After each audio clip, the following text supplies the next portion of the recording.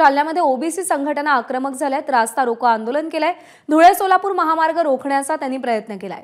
लक्ष्मण हाकेंच्या उपोषणाचा आजचा 6वा दिवस आहे आणि या उपोषणाकडे सरकारनं गांभीर्यानं बघावं। ओबीसी समाजाच्या ओबीसी संघटनांच्या मागणीचा सरकारनं गांभीर्यानं विचार करावा। या मागणीसाठी ओबीसी संघटना आक्रमक झाल्यात। पोलीस इथे पोहोचलेले आहेत। या सगळ्या आंदोलकांची समजूत घालण्याचा हे आंदोलन मागे घेण्यासाठी विनंती करण्याचा प्रयत्न पोलीस करतायत, पण आंदोलक आक्रमक झालेत। विशेष रोष त्यांचा सरकारवर आहे। 6 दिवस होऊन गेले तरीही सरकार यामध्ये लक्ष द्यायला तयार नाही असा आरोप या आंदोलकांनी केलाय। सरकारचे एक शिष्टमंडळ लक्ष्मण हाके यांच्या भेटीसाठी येऊन गेलं, पण त्यातून कोणताही तोडगा निघाला नाही।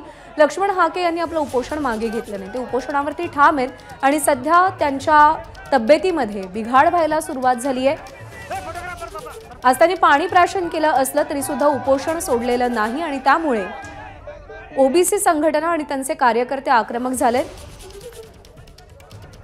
रवी मुंडे आपले प्रतिनिधी सध्या आपल्या सोबत आहेत। रवी, काय परिस्थिती आहे धुळे सोलापूर महामार्गावर? आंदोलकांनी नरमाईची भूमिका घेतली आहे का?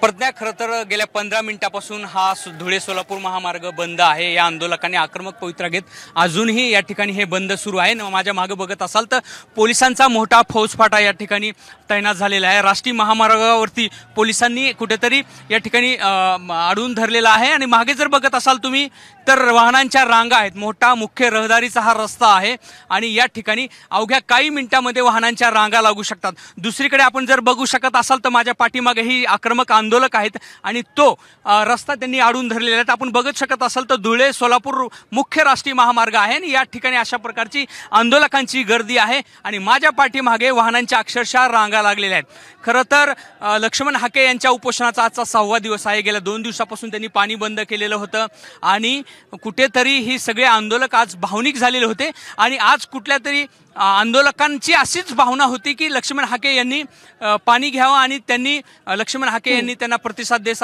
पाणी घेतलं। मात्र त्यांची ढासळती तब्येत लक्षात घेता हे आंदोलकांचं असंच म्हणणं आहे की सरकार कुठेतरी जाणून बुजून दुर्लक्ष करते। यापूर्वीच्या आंदोलनाला सरकारचे सर्व मंत्री झाडून उपस्थित राहत होते, मात्र लक्ष्मण हाके यांची तब्येत दिवसेंदिवस ढासळत आहे आणि अशी परिस्थिती असताना, अशी नाजूक परिस्थिती असताना सरकार कसं गप्प आहे?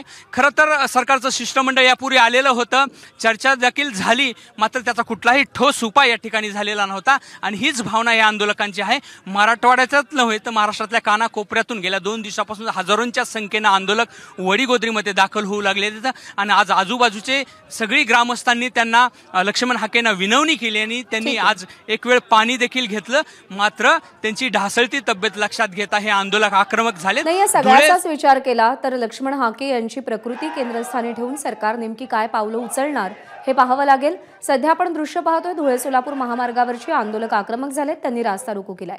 रवी, अपडेट जाणून घेत राहू। सध्या धन्यवाद। एबीपी माझा, उघडा डोळे बघा नीट।